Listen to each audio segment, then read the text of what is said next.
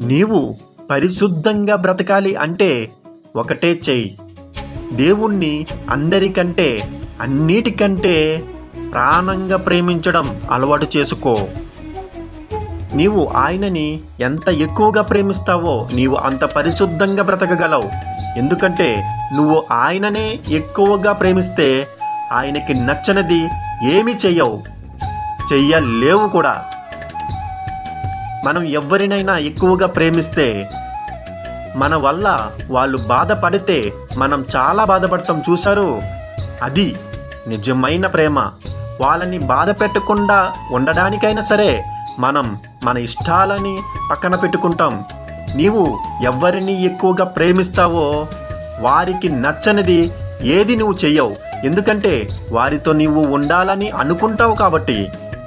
దేవుని ప్రాణంగా ప్రేమించి చూడు, ఆయనకి నచ్చనిది ఏది నువ్వు చెయ్యలేవు. అంతకు మునుపు చేసిన వాటన్నిటిలో నీవు మార్పు వచ్చేస్తుంది. పరిశుద్ధాత్మ దేవుడే నిన్ను నడిపించడం ప్రారంభిస్తాడు.